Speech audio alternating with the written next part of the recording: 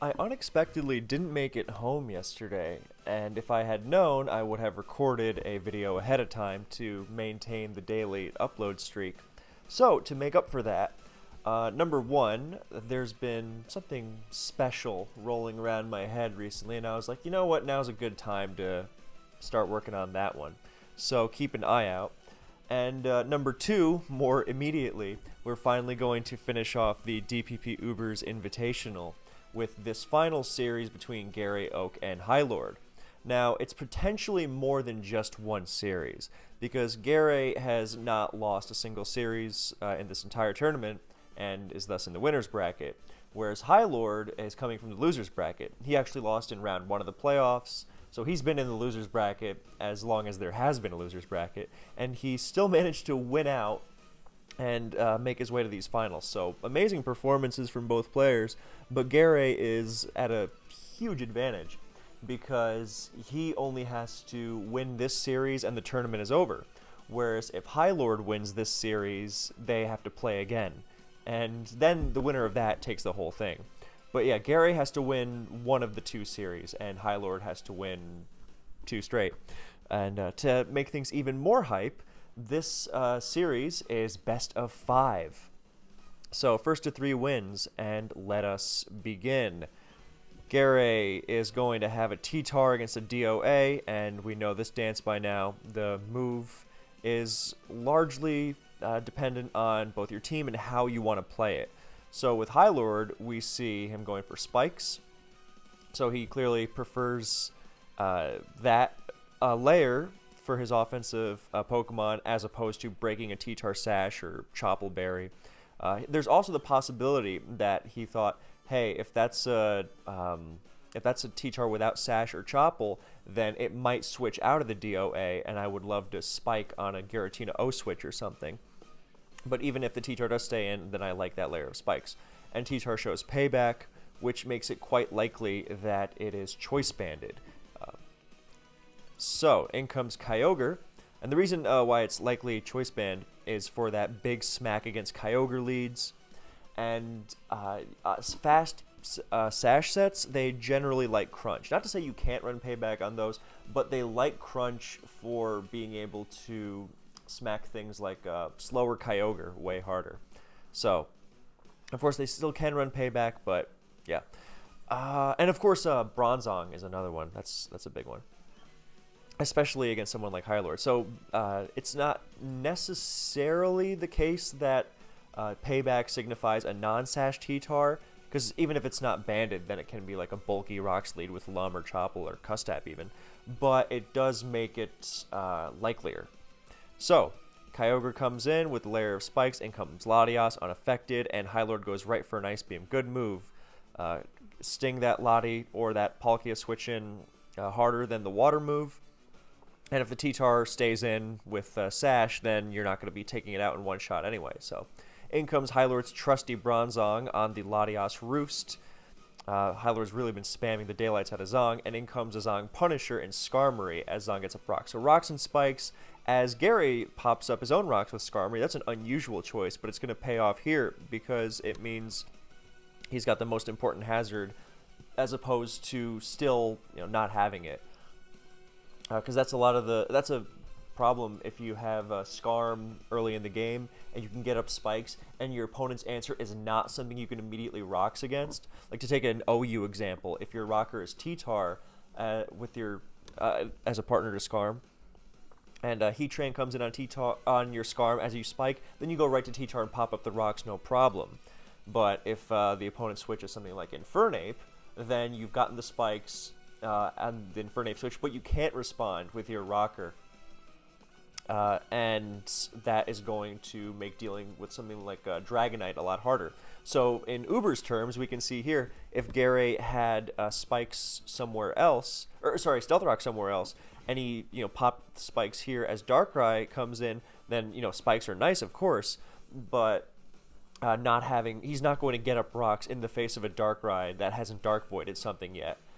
And not a lot of rockers love switching into Rye in general, so he would be very much in the back foot in terms of hazards. And not that he still isn't, because he's facing rocks and spikes, with just rocks of his own, but the fact he has rocks in general is going to be really helpful for chipping something like a Lottie Twin or a Giratina Origin, which is almost certain that High Lord has one, because bringing a Suicide Spiker and a Bronzong, that means you gotta block Fortress's spin when it comes in. So Scarm stays in to take the Dark Void, and Sleep Clause is active. And now in comes Clefable right into a Focus Blast, and that's getting 2 KO'd. I think the idea was to bring it in on like a Dark Pulse or something to scare it out. Also, it's significant that Scarm has rocks. I mean, it probably has rocks and spikes, of course, but the fact that you're going to miss having Toxic, which is Scarm's main last move, but it's not really a necessity on a lot of teams, and when you don't have to put rocks on another Pokemon, then you free up much more threatening sets. Like Clefable, for example, can run like Encore, T-Wave, Wish, all sorts of stuff. And T-Tar doesn't have to waste a slot on it. So in comes Latias on the second Focus Blast, but yeah, that Clef got chunked real bad, and now its usefulness, it can still come in on Zong, but Clef is it is good. It is very viable in the Uber's environment, but it really needs to stay at super high health if it's going to be taking those dragon moves. So I assume that Gary didn't want to he didn't want to risk T-Tar or Latias, because the Focus Blast there is obvious. So he didn't want to risk one of these two and figured he would sneak Clef in, because Dark Pulse is fairly riskless there to catch a Latias or just have a stronger move to throw out when you don't know what the answer is going to be. But High Lord played it straight, because if Latias comes in on Focus Blast, then that's a sign that Darkrai is a massive threat anyway.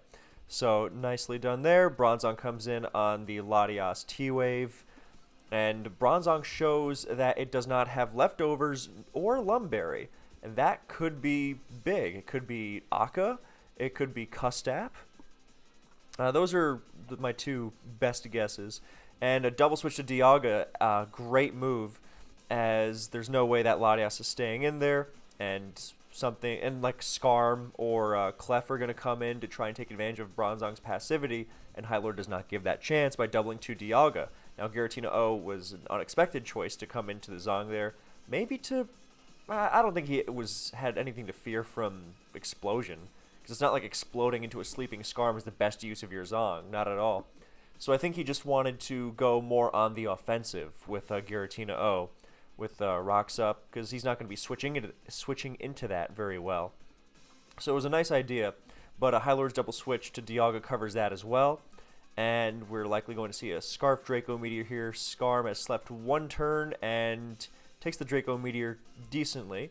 It can wake up here, but either way, it's giving Darkrai or Kyogre a free switch on the Roost, and a nice double switch to Gary looking for that Kyogre, and High Lord goes to Darkrai, 1, to punish the Scarm on an early wake-up, and to pressure it if it doesn't wake up, and 2, it also threatens the Latias a lot more than Kyogre, so really nicely done there, controlling, getting as much control of the game as possible through his Darkrai. So with the sleep, sorry, let me rephrase that because I'm stumbling over my thoughts as per usual. With Skarmory still, making sleep active, then he can be a little more aggressive with his Darkrai. Because it's not likely that Gary is going to give up the Skarm until after Darkrai has gone down. And so you really want to make sure if Darkrai goes down, then you are going to get something really good out of it. So, and that is most definitely the case in terms of Latias, because if Latias goes down, then Kyogre is just going to go ballistic. So, since Dark Void has essentially already KO'd the Skarm, since it's at low health now, in addition to not having burned more sleep, since it's only at one turn, then he can afford to stay in and potentially get T-Waved or Dragon, or even Draco Meteor, because Draco Meteor is the one that KOs it. And of course, you can also say, hey, the odds are pretty good, because Dark Pulse flinch, Dark Pulse crit, Draco miss. So all things considered, and he actually gets the flinch there. So nice. There's a nice blend of playing aggressively as opposed to just constantly backfooting on Bronzong, because if Gare decides to get aggressive, it's not just necessarily about being willing to sacrifice Darkrai to take Latias out for Kyogre, but it's also about making sure that the super obvious Bronzong switch doesn't give Gare that option to, or that opportunity to heal the Clef or the Scarm back up that would let him back in the game. Because right now he's being really aggressive. So all things considered, then that was a good Dark Pulse. And it does get the flinch, and Latias is down. So in comes T-Tar now, and that's, if that's not Chople, that's I'm praying Focus Blast misses button. And it does, and it reveals Banned Stone Edge. So call the Focus Blast miss fair after the Dark Pulse flinch. But yeah, I was surprised that Gary didn't have a faster Pokemon to contend with Darkrai. I mean, as we saw, the switch to Focus Blast being Clef there, that was tough. So in comes Kyogre now, ready to just destroy, and it Hydro Pumps, and down goes Tar. Kyogre not showing lefties. In comes Giratina O, which is not the worst Kyogre answer, but it's not going to be great at higher health. And even if that Kyogre isn't choiced, then he's no reason to risk the big damage when you have such a safe switch in Rain Bronzong. And it's going to pop up a light screen, and that opens up a new possibility for its item, which is, of course, Light Clay for an extension of the screens. Clefable comes in, heals, and Bronzong full para. So now, even knockoff, it is Light Clay, and it gets up Reflect as well. So now the Reflect is going to be regular duration as opposed to Light Clay extended duration because of that full para, which is funny. Not something you see very often. And the Zong blows up. So the idea was not to take out Scarm there. And even if you blow up into Giratina, it's not that big a deal. It's really just to get your last Pokemon in safely. Now, we don't know Gare's last Pokemon, but we can assume it's not faster than Darkrai, and it doesn't like taking its attacks. From how T-Tar was sent in as I hope it doesn't have Focus Blast, or I hope it misses Focus Blast button. Whereas Hylord's Giratina O is not only revealed, but it reveals a Substitute, which is quite rare in DPP. Subcall Mind is a threatening set, but you don't see it very much just because the utility of Shadow Sneak is so good. And if this Clef has Encore, then it could get ruined, but it doesn't have Encore. And it subs and Calm Minds behind screens, and this looks threatening. As with Reflect Up, the Shadow Sneak doesn't even break the sub. And the last is going to be... Oh, it's not going to show up. It's just going to Calm Mind again. Yeah, Knockoff is not doing anything here. And the last is Garchomp. So I guess it's like a non-Scarf Chomp. Well, I guess it could be Scarf Chomp, but... maybe the Darkrai was out of range and he didn't want to outrage into... because it would make a lot of sense for that to be a Scarf Chomp for the speed, as Giratina O dispatches it with ease. But was the Darkrai was at, what, like 80... it was 87.5? Was it at 1 rock switching? Yeah, 87.5. I mean, I guess he wanted to preserve it for the late game sweep against Zong, but... I don't know, just sacrificing T-Tar like that. I don't know if that was the move. So now Tina O is going to have that last sub and is going to win this one. So that's a 1-0 lead for Hylord. Game 2. Kyogre. Hylord escapes and runs into a Thunder that immediately paralyzes. Potentially devastating and no risk to the Kyogre. Good move. It's like, hey, that Latios is paralyzed. My Kyogre is going to be a big threat. No need, especially with the specially defensive Jirachi. As in comes Probopass. Was not expecting to see or say that today, as the Jirachi does not rocks. I assume if it did have rocks, it would use it there, but instead it U-turns and Kyogre comes right back in. So this Probopass runs away, and in comes Dialga, which gets water spouted for immense damage. And looks like something's getting KO'd here. because that Latios gets deleted, as that is a Specs Kyogre. Now High Lord comes back in and tries to even the score with the T-Wave, which purposefully nails Latios, but Gary's got the refresh Latios, and now he's going to be able to switch in again. So in comes Kyogre into Probopass, ready to punish rocks, but the Probopass not only T-Waves it, but Thunders it, attempting to weaken its Water Spout base power. However, even from 65, then Specs Water Spout and Rain is going to be, more than enough to destroy Probopass. Why Probopass, you're wondering? Well, because Magnezone is good because it removes steals, and the idea behind Probopass is that it removes steals. It doesn't do it as forcibly. It uses Taunt to prevent Scarm from spiking all over it, and Fortress. But it does it more gradually with Taunt. But it's also got a great special bulk, which lets it take Draco Meteors, and it gets rocks of its own. So you have a lot of team building stuff there. Great traits to have on a team in one slot there, rather. So Probopass T-Waves and Thunders a Kyogre and dies to Water Spout. Could have been worse. As now Hylord comes in with Dialga and rests. So if that makes the most sense, that if you're going to be running a Dialga that took that little comparatively from Specs Water Spout, meaning it's going to be super specially defensive, then it is going to be a rest bulk up set, because you wouldn't be running specially defensive Rocks Dialga alongside Probopass. So in comes Gliscor, another underappreciated Pokemon in DPP, which could or could not have taken that Draco Meteor. If it's specially defensive, it could have taken it from a non-boosted Dialga. Would have still done a lot of damage, obviously, but now we don't know. We're not sure what that Gliscor could have been. I mean, it definitely appreciates Scarm being removed for it, so it doesn't have to run Taunt necessarily if it wants to run something funky like Swords Dance. But who knows? As now the Dialga is chased out at -2 by Kyogre, which absorbs T-Wave, and now doesn't want to have anything to do with that, as Specs Turf does a lot even to that specially defensive Dialga, which goes for Sleep Talk, gets Dragon Claw. No para action here. Another Dragon Claw will KO, but he has to roll it, and he does, and down Kyogre goes, but having left a lot of damage in its wake. So now in comes Dialga for another, I was going to say free KO with Draco, and then it missed. So now this could get ugly. As that next Draco Meteor also, this could get very ugly. At least he's not rolling bulk up yet. That is also I like the double Specs on Gary's team, as that Specs Meteor does a lot.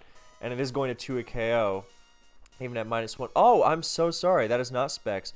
I really apologize for my head calc, but it is boosted. It's Adamant Orb for sure. It also makes me think that bulk up Dialga might not have that much SpDef. I'm not sure. Again, I haven't trusted my head calc in years. Yeah, so it's Adamant Orb, which means that it is going to safely not have to risk. You didn't want to risk another Draco Meteor or bad roll or something. And now in comes Kyogre, which is going to get smacked by that Adamant Orb Outrage.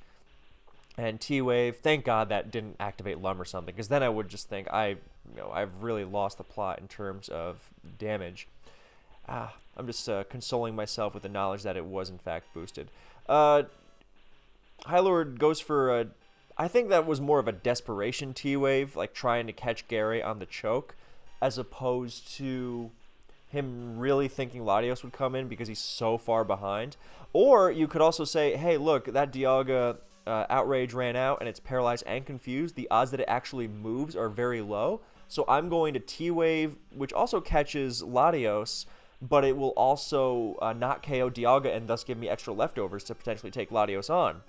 I guess, I don't know if Calm Mind would have been better for that purpose, because Latios actually switching in is very unlikely, and Calm Mind lets you actually take it on better. But if you're going for the don't KO Dialga for extra lefties route, I mean, it's possible. And he does do that now with Calm Mind, and it works out, so he's getting a lot of extra lefties. And now he goes for the KO on the Dialga, and he's gotten back up to good health. Thunder at +2, not going to 2-hit KO through lefties, doesn't get a para, and he can refresh this off, but that's going to give, well, actually it gives Kyogre another Calm Mind, as he nice move from High Lord, and the Jirachi is slower. Oh, and it dodges Hydro, and it gets chunked by U-turn into Deoxys attack. So, depending on what the DOA set is as superpower, which I assume Life Orb, please be Life Orb. Okay, good. Does actually take it out. So we don't see the last for either, but now the score is 1-1. So that was a wild one. High Lord must have felt a little comfortable with the game advantage to bring out the Probo Pass. As now we see a Dio speed and a Fortress lead, likely signifying the Sunstall that has been such a staple for so many players in this tournament. Taunt, not letting up any T-spikes. Yep, that's a good move from Gary. And now High Lord's going to spam the spikes, or the spin, as Gary doesn't mess around. He just goes right to Darkrai, voids, and there's Giratina to absorb the sleep, because with special defense it can take a Dark Pulse or two. And yeah, so this is looking very Sunstallish. In comes Dio Speed, unless, I was going to say, is Fori going to come back into the Darkrai there? Because it can take 2 Focus Blast or 1+2 Focus Blast and get down that all-important layer of T-spikes. But it's Groudon instead. Now Fori's going to come in, and it gets tricked. So great move from Gary there. Because this time he's already put some pressure on with Darkrai. So it's not... Next time Darkrai comes in, even if it does get poisoned by the T-spikes, then it will have already slept the Giratina, which means it doesn't control its own sleep turns with Sleep Talk, and that means it can more focus on dishing out damage already. So that was efficient. I like how that happened.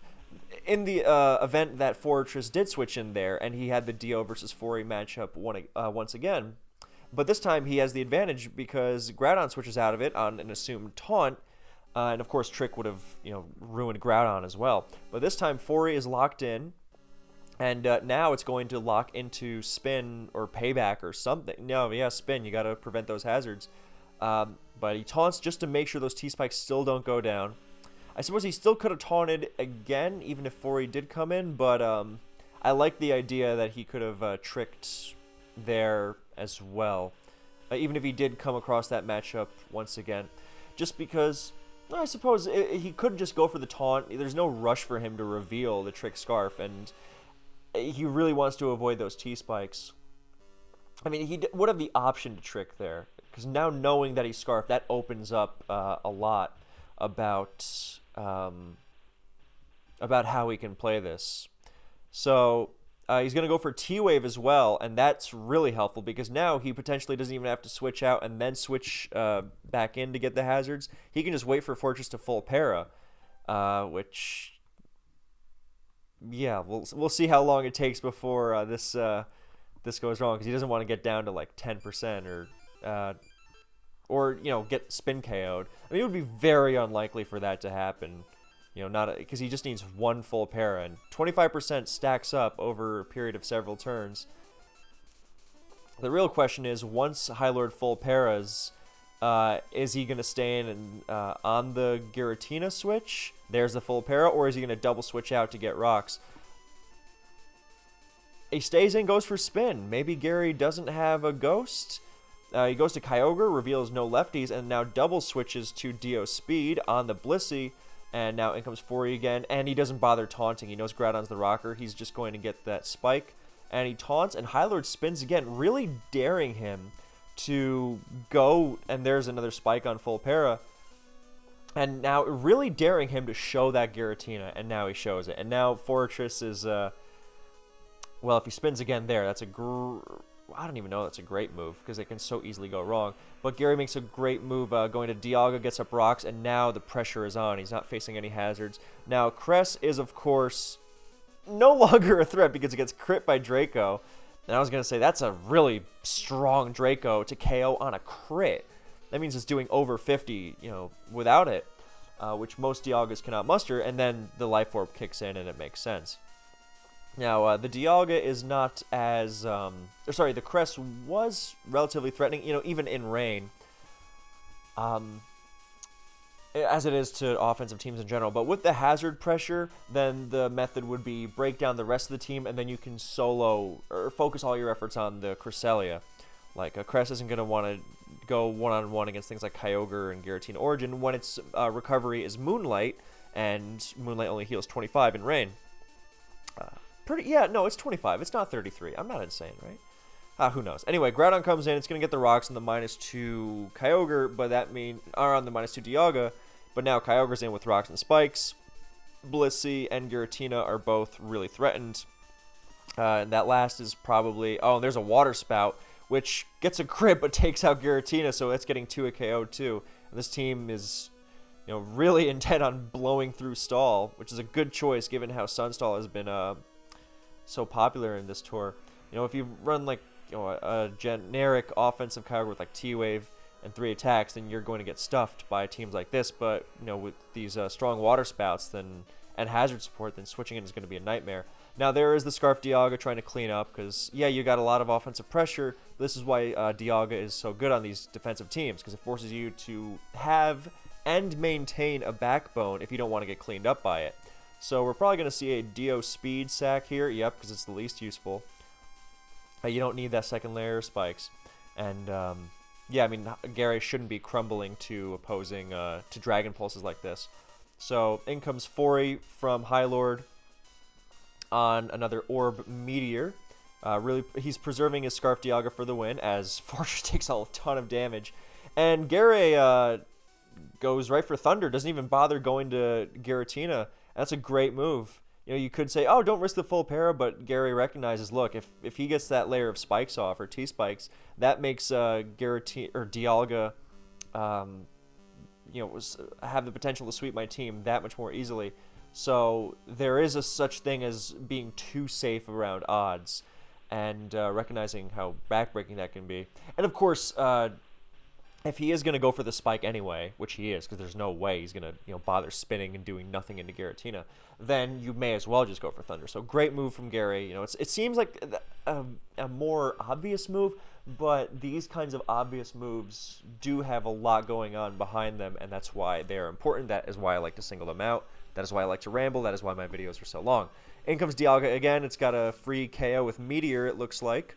And Gary does take it out, or let his own Dialga get taken out. In comes Darkrai, scaring out the Dialga on -1.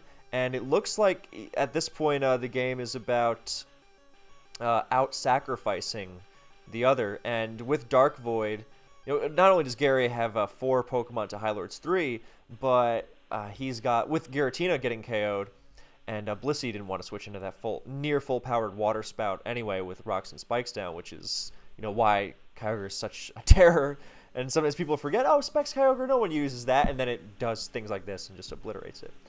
With Giratina going down, then Sleep Clause is no longer in effect, so Darkrai gets another pseudo KO with Dark Void here, and that puts him even further ahead in the sacrifice game. And High Lord knows he can't switch around. He has to go for a Draco crit or a Dark Void miss, and he does not get either. Dialga gets put to sleep, bad dreams, and it's not sleeping, and that looks like his best chance at a win, unless Blissey pulls off a real miracle, but we don't even know Gary's last yet. And he goes for Focus Blast trying to hit the Bliss. He avoids it with Groudon, but he saves Darkrai. Good move, because he doesn't need...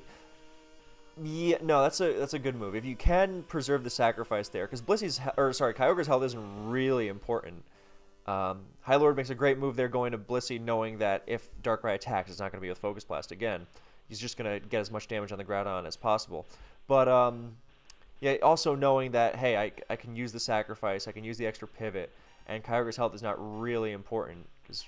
So I'm just going to switch into the EQ and chase it out.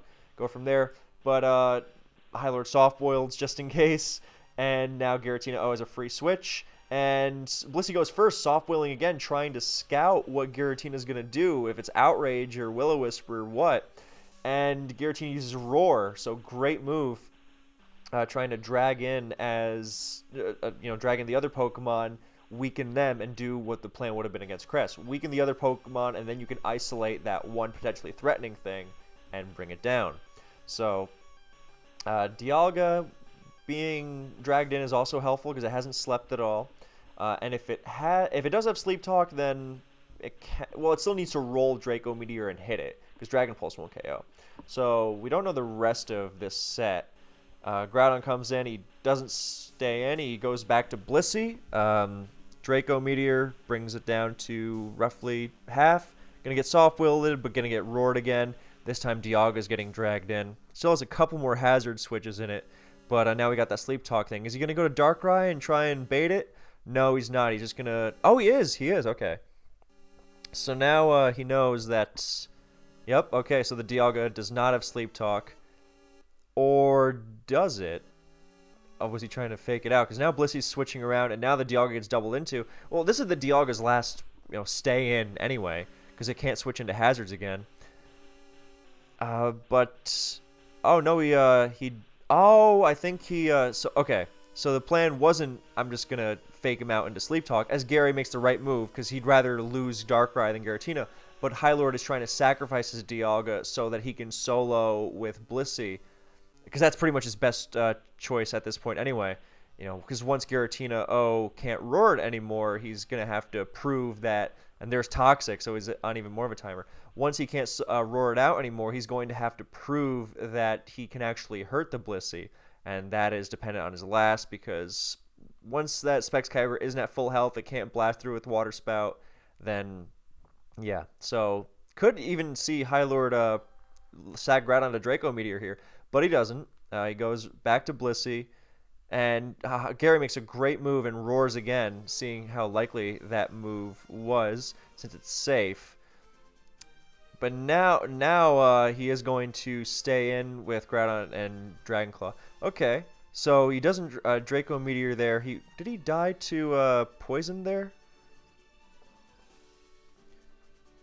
No, he lived poison, but if he so then Blissey would have soft-willed it back to full health.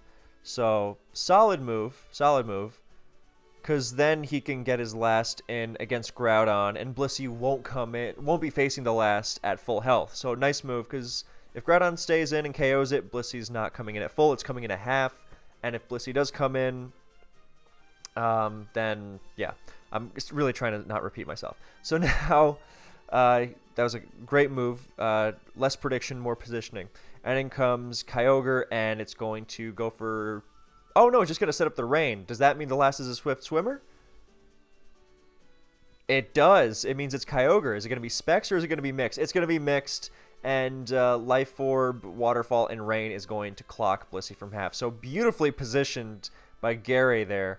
And he's going to take a 2-1 series lead. So that was a really great display on how to beat Sunstall, which has been so dominant. So really nicely done to Gary. 2-1 series lead. So if Gary wins this next game, then the entire tournament is over, and he is the winner. And if Gary loses the next game, then he's still got one more. So, T-Tar, Dio Speed. This Dio Speed goes right for Superpower, brings Tar down to a Sash. It does not catch a CB one, and it shows its own Sash. So, it's interesting. Hylord switching it up throughout the series, because the first game had a CB Tar, and this time it's Sash. So, I think Gary might have had that in mind when he Superpowered there, as opposed to, let me just get a Hazard. He could have said, hey, I might be up 6-5 against a very likely CB Tar, which has been an incredibly popular lead in this tournament as well. And Hylord has shown an affinity for it, and when he's down 2-1, he might stick with what's most comfortable for him. But Dio Speed goes down without getting a Hazard up. In comes a Jirachi, almost surely going to U-turn here. Weather Scarf for more support, and in comes Kyogre and then Blissey. In comes his own Jirachi, which takes nothing from Grass Knot and shows great bulk. And in comes a Ho-Oh, which gets T-Waved. So the Ho-Oh is going to... I mean, Brave Bird is still going to smack Kyogre regardless of weather. But it is going to lose a lot of flexibility. And instead of going to Latios, he makes a great move in Brave Birds for a nice but not enormous chunk. That Kyogre's got a lot of bulk, or that Ho-Oh's got a lot of bulk, or, maybe a bit of both. But rather than just playing into the obvious Latios switch, then that's and he gets some... Yup, and there's Rest, so that is a really bulky Kyogre. And it's also very possible that if that is a bulky Kyogre, as Gary might have figured out from the U-turn damage, which makes me think if it did 14 to a Kyogre taking that little from Brave Bird, that's definitely a Scarfrachi with attack investment. So he thinks, okay, it's a bulky Kyogre, so I can take a Surf, and I want to chunk it real bad with Brave Bird. So in comes Kyogre, Latios, hoping to avoid a T-Wave, and it doesn't even have to take a Surf. So in comes Groudon, great move to, I guess you could have gone to Groudon there, but now Groudon's got the nice double against Jirachi. And in comes T-Tar trying to sneak in on rocks and get a Sun, or not a Sunny, because it would be, I guess he's trying to get his own rocks up. But Gary goes for a Dragon Claw, hoping to hit a Lottie, Giratina, or or T-Tar, and he shows Life Orb, so that means the likelihood of that having rocks is way, way lower. So in comes Latias, so Hylord very smartly preserves this very important poke, and forces it out, doubles to Kyogre, and gets lefties on the Jirachi switch. So very nicely done on both ends with the Latios into that. And there's a trick, gonna opt to ditch the Scarf. This could make dealing with Latias a lot harder. Ho-Oh being paralyzed is gonna make a difference in potentially in how it deals with Latias. So Surf and T-Wave are both really gonna hit Jirachi hard there, but the Kyogre has to switch now because it's now choiced and it's Sleep Talked. So it's locked into Sleep Talk, and consecutive Sleep Talk fails when used by choice Pokemon in Gen 4. So yeah, Gary takes a big, big hit, and Latias is looking scary now, but he is going to get some momentum back with this U-turn. And Life Orb Groudon does look threatening, especially since now Kyogre no longer has Leftovers recovery. And that looks like Hylord's running a pretty offensive team, and it looks like his best line of defense against something as terrifying as Rock Polish Life Orb Groudon. In comes Jirachi. There's Kyogre again. And Gary just goes right for EQ, not messing around, because the Latias is too... It's risky. So now Hylord is in an interesting place, because if he locks into a choice move, into choice Sleep Talk, this could go very, very wrong. Because if he Sleep Talks and rolls Rest or T-Wave, so 66% chance, then Groudon can Rock Polish on it, and he might just be, toast. But if he he's only slept, okay, he slept 2 turns, so it is likelier that he just goes for the Wake Up, I think, with Surf. Also, Groudon being Life Orb shows why he didn't switch it right into the Kyogre earlier. If it's a support Groudon, then yes, once you see the Kyogre is Surf T-Wave, then yeah, you can switch right in. But when you're running Life Orb, then no. So good playing all around.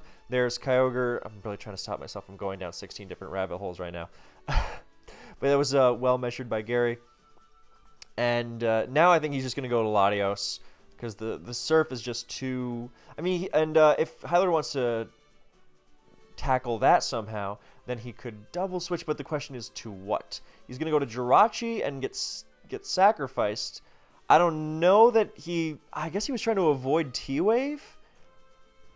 But I don't think that T-Waving and giving Groudon that free Rock Polish is what he wants. So I'm not sure. Oh, but it does give Rayquaza a free switch, and wow. Okay. So that Overheat does nothing to the Latias. And, yeah. Okay, so Gary's got a freakishly offensive team, by the way. Good lord. Oh, and Rayquaza. That's brutal.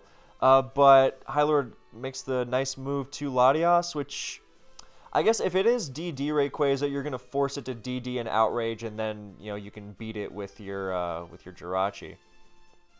And that means that he's really confident in potentially being able to, because it's a T-Wave Jirachi, you can't even threaten Groudon for setting up.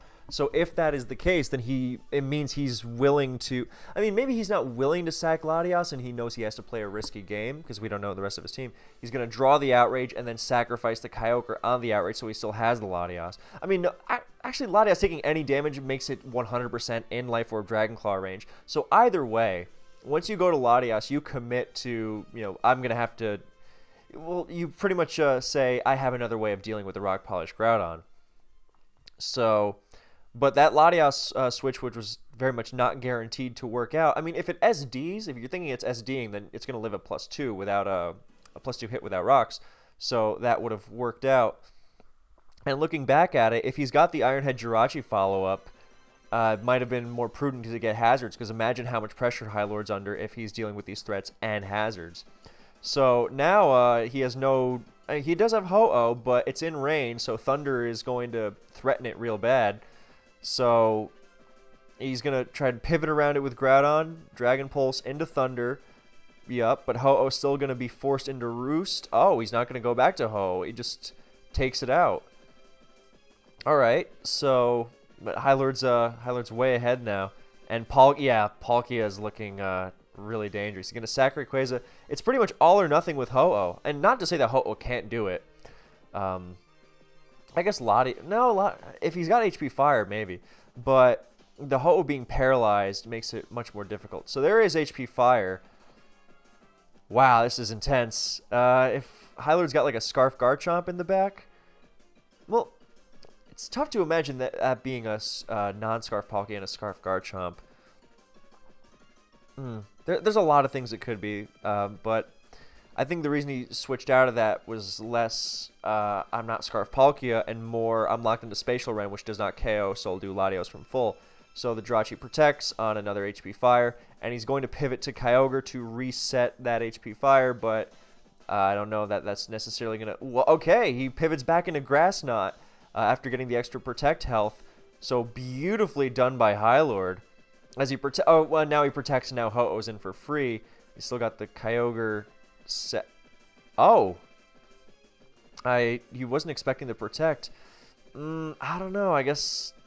was Dragon... I guess... no, Draco Meteor felt like the move there. Because either he pivots back to Jirachi, or you take out Kyogre. You know, either's fine. But you can't Grass Knot into Jirachi, because then... unless you're going to Ho-Oh on it, which is also fine. But then I guess it is surprising that he protected on the Ho-Oh when it could have... actually, no, it's not going to sub. It showed EQ. It's going to be 3 attacks. 3 attacks Roost. Or, you know, Protect or something. But it's not going to have EQ, Brave Bird, Sacred Fire sub. And, yeah, so that means that I felt like Gary took a lot of halfway points rather than committing to any of them. And with the Ho-Oh not being able to even threaten sub, having revealed EQ, then it feels like the move is just go for the Draco. Don't let him switch in Jirachi for free, because otherwise, you know, the Sunny HP Fire was all for naught, because, you know, resetting with Groudon at this point, it's at 8%. It's going to be insanely difficult. So you got to make it count. Either... yeah, especially because if the Kyogre stays in and dies, yeah, you'll be at -2. Yeah, you'll be forced out, but you at least get to reset. I guess he's also got to keep the last in account, but I don't know. High Lord sacrificing Kyogre like that just doesn't seem likely. You know, whether it's to weaken HP Fire against the Jirachi, or for the Jirachi, or if it's for like a Swift Swimmer or something. But yeah, either way, I think Draco was it. And, you know, all the switching definitely doesn't happen if the hazard goes up. There's a Wish, and now Jirachi can safely protect because the Ho-Oh is not threatening. So that double switch doesn't work again. And now Ho-Oh is going to come back in on what I assume is another... oh, no, it just goes right for the Iron Head. He goes right to Palkia. Wish would have been nice to have there. And there's a double by Gary to... get the Sun, but at this point he can't switch into Latios because Ho-Oh didn't Roost. I mean, maybe he can. Ho-Oh does amazing things, and so it looks like a roll with Spatial Rend, but... oh, it's... okay, so it's not Scarfed, and it just drops to Hydro, so at that low health. And, yeah, so that last is definitely feeling like it's going to be a Scarfer at some point. Now Kyogre gets sacked. Well, HP Fire, so now we're in that HP Fire... oh, he doesn't even bother preserving it at this point, even though Jirachi's a very safe switch. I guess because Groudon can't switch in, so... no, oh, no, that was a good move, because no sense letting Gary double to Groudon on the Jirachi. I mean, I guess you just go back to Kyogre at that point anyway, because Groudon dies as soon as it attacks, but... yeah, so HP Fires, gets T-Waved, and... is it going to get flinched out? It is not, but now Palkia... oh, it was a Lucario. Okay. Alright, I was expecting a Scarfer there. I guess with the double T-Wave support from Kyogre and Jirachi, then he thought his team was fast enough. Probably like maybe a Haban on Palkia? Who knows? Anyway, I have stayed hydrated today, so before the deciding game of this series, I'm going to take a bathroom break. BRB.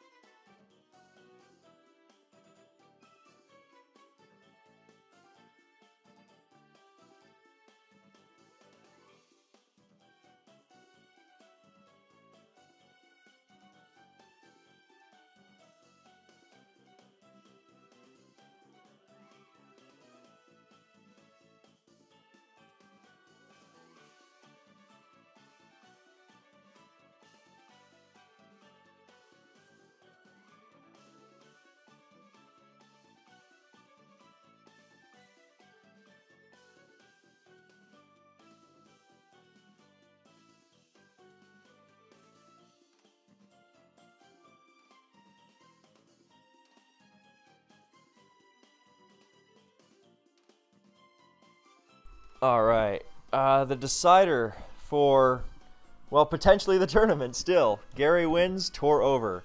High Lord wins, he's alive. All right. T-Tar. T-Tar. Yeah, T-Tar is kind of a good lead.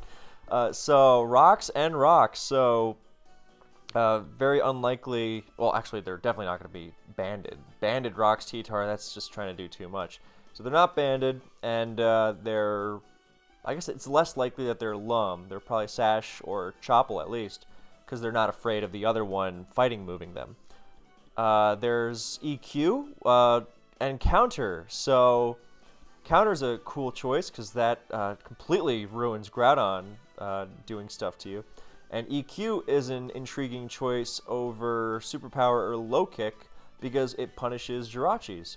And also, well, I guess if you're trying to hit Dialga consistently, you can just Low Kick. But, yeah, so EQ, interesting choice. And if you ever come face-to-face with a Heatran that thinks it's safe, then you'll really ruin it. But I think it's more for hitting Jirachis. Is there something I'm overlooking? I don't think so. No, I don't think so. But yeah, cool to see it. Always cool to see some form of experimentation, especially on such a big stage. And High Lord either wins a tie or is faster, and down it goes. In comes Groudon, which is going to reveal how fast it is here. It is faster than Sash Tar, Dragon Claw, another Life Orb. High Lord's got the momentum. Kyogre comes in. We're going to see Lottie, Palkia, Blissey. You don't often see... now I'm wondering, is that like a Chopple Tar as opposed to... Well, first of all, you don't see Life Orb Groudon and Blissey paired very much, because the Tar lead and Life Orb Groudon makes you think offense, and then Blissey, not to say Blissey can't be used on offense, but it is very rare. And but hey, it really doesn't mind T-Wave, so that's something.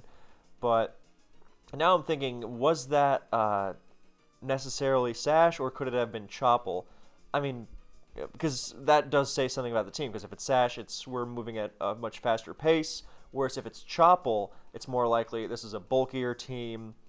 Not that this is a hard rule for either of them, but if it's Chopple, more likely that it's a bulkier team that happens to want to clean up with Life Orb Groudon with Rock Polish. And if that's the case, then revealing your endgame sweeper in the first few turns to revenge kill a 1 HP Sash poke is not great. So this Kyogre is going to force the issue with Blissey and gets Toxic right away, so much for that. But even if it doesn't necessarily... Oh, and it switches out and goes to Palkia. I don't know about that. That felt somewhat inefficient. I mean, it comes in on a Flamethrower for a fat 2%. Oh, and it subs on a Toxic. Uh-oh. Well, I guess he wants to preserve the rain. Fair enough. I mean, it also might have been worth it to take the Toxic with Kyogre just so Palkia couldn't take the Toxic. So it might not have been just an issue of... I bet this Blissey doesn't have Toxic, because most Blisseys have Toxic. Just a matter of, I want to get Palkia in safely. So fair enough, that's what it takes. Maybe you could attack on that turn. I'm not sure, but with Calm Mind, then yeah, by showing Calm Mind, you make the Blissey less likely to toxic again on the switch, as opposed to if you Hydro or Surf. So fair enough, it's an unorthodox method of getting Polk in, but it subs, and now it's threatening focus, and there is the focus, and I don't know that that was the move, because sub definitely means focus, and I guess Gary was trying to see how much, like, Aqua Tail would do. I don't know if he thought it was like Lustrous Orb or something, but now he just gave it a free focus punch, and now he's not even gonna break the sub, and it gets full parrot, and the Palkia remains behind a sub, so it doesn't even get seismic tossed, and yeah, this is gonna get scary because the other two moves are definitely gonna be stabs, and the second stab is rain boosted, and down goes even a bulky Mewtwo. So now in comes Groudon just to reset the weather, and it's not gonna take Spatial Rend well at all. So yeah, it gets it takes Palkia. Oh, it doesn't even take Palkia out because it's Habenberry. So you could say EQ, but yeah, Palkia is okay. It doesn't take it out because it gets unlucky with a Spatial Rend miss. You could say it got lucky with the full pair, I suppose. But now Weather War won, and well, Weather War irrelevant to Rayquaza. It's an unusual team on Gary's end. I like it. But Draco's not going to do the job against Kyogre. Nothing short of CB Outrage was going to KO it there, but then, Steel type. And the last is going to be Dialga. If anything can pull out a comeback, it's some form of bulk up Dialga, but it's... Oh, it's Trick Room. Very cool. Yeah, alright. Yeah, Trick Room... I mean... 4 turns to KO 4 Pokemon. And the first Pokemon is, basically already KO'd. Only Fire Blast because he doesn't want a Draco. I guess if it's Adamant Orb, then... Yeah, okay, if it's Draco Outrage, then you just Fire Blast. Because you don't want a Draco in -2, and you don't want to Outrage. And the Kyogre's going to die thanks to Poison anyway, so that was a good move. So he's pretty much, it's hoping that all 3 of these Pokemon auto-die to Dragon moves at this point anyway. Because, it's as soon as there's a Steel type, then it doesn't even get KO'd by the rainy Fire Blast. So, yeah. And just to play it super safe, High Lord goes to Latios to really force the issue. And, doesn't even get the chance to force -2 because he doesn't risk a Draco of his own. He Thunders. But he forces -2 here, but now the Trick Room's going to run out anyway, so... is he going to reveal the last? No, he's going to go to Jirachi. And High Lord is still alive. So in the next video, we will see the conclusive series between Gary Oak and High Lord. Thank you for tuning in. I hope you look forward to the very special finale of this long-running tournament.